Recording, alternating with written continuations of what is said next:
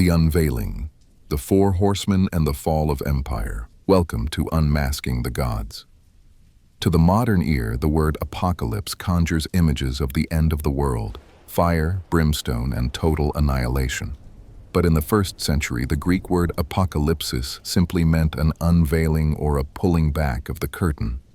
When a man named John, exiled to the island of Patmos for his faith, began to write a circular letter to 7 churches in Asia Minor, he wasn't just writing a roadmap for a distant future.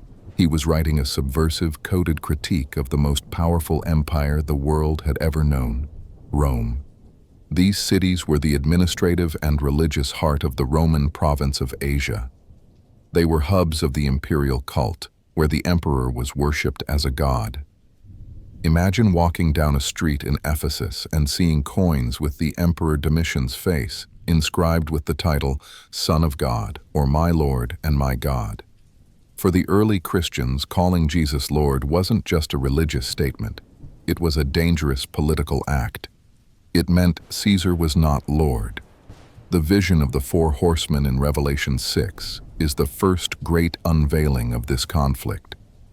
It reveals that the Pax Romana, the Roman peace, was a lie built on a foundation of blood, greed, and death.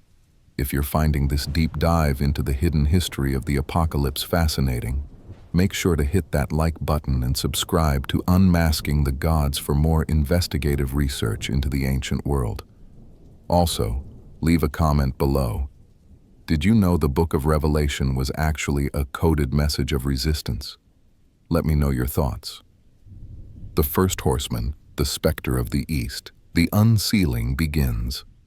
The first horse is white. Its rider holds a bow and is given a crown, riding out conquering and to conquer. Many modern readers assume this is Christ because he appears on a white horse later in chapter 19, but scholars point to a crucial distinction in the Greek text. In Revelation 19, Christ wears a diadema, a royal sovereign diadem. But the rider here wears a Stephanos, the laurel wreath given to a victor in a race or a general in a triumph. This rider isn't the King of Kings. He is the personification of military conquest. To a first-century Roman, this image was terrifyingly specific. The rider carries a bow, the toxin. This was not a standard Roman weapon. The legions used spears and short swords.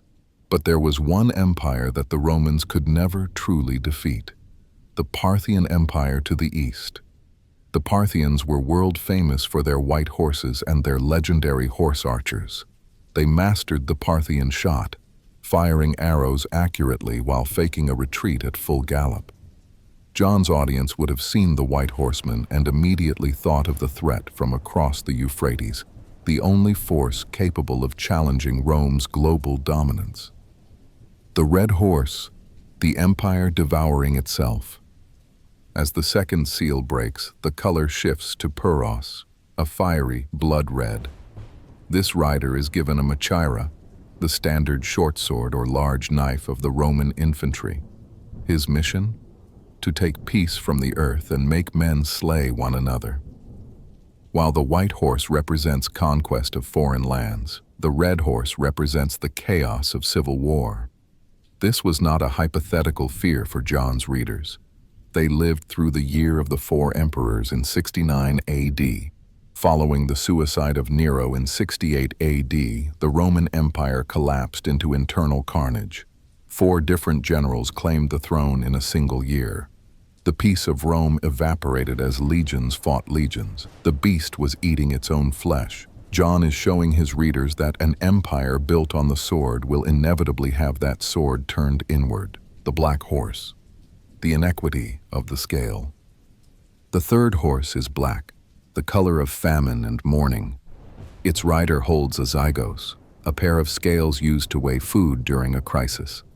Then, a voice from the throne room announces the prices, a quart of wheat for a denarius. But do not harm the oil and the wine. To understand the horror of this, you have to do the math.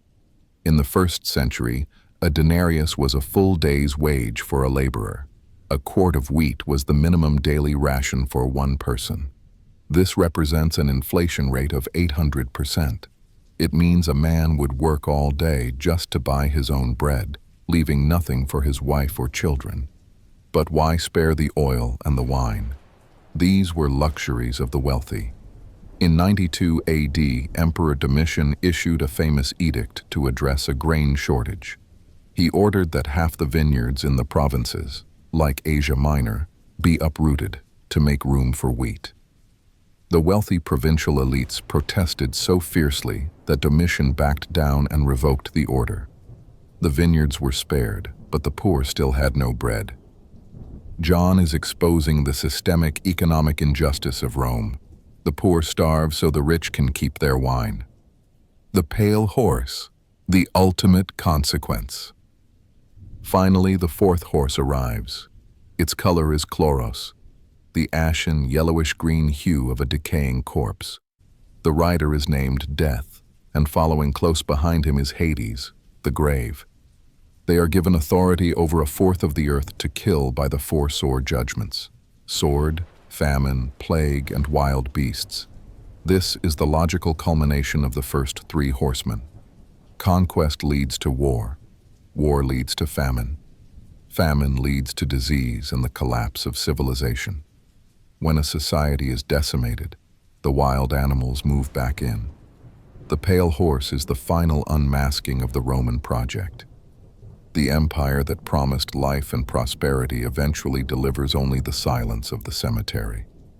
But there is one specific figure that looms over all this imagery: Nero. Although traditionally Revelation is dated to the 90s under Domitian, the ghost of Nero haunts every page. Nero was the first emperor to systematically persecute Christians, and his death in 68 AD left a wound in the Roman psyche. This brings us to the famous number, 666. In the ancient world, letters had numerical values, a practice called gematria. If you transliterate the Greek name Neron Caesar into Hebrew, the numbers add up exactly to 666. Some ancient manuscripts use the number 616 instead. Interestingly, if you use the Latin version of Nero's name, the N is dropped, and the sum becomes 616. After Nero's suicide, a legend arose called Nero Redivivus, the myth that Nero hadn't actually died, but had fled to Parthia and would return with a vast army to destroy Rome. When John describes a beast with a healed mortal wound who comes from the sea, his audience would have understood the code. Whether it was Nero himself or a second Nero like Domitian, the spirit of the persecuting tyrant was back. The Four Horsemen are a theological poem designed to deconstruct the myths of human empire. John was telling his readers, "Don't be seduced by the glory of Rome.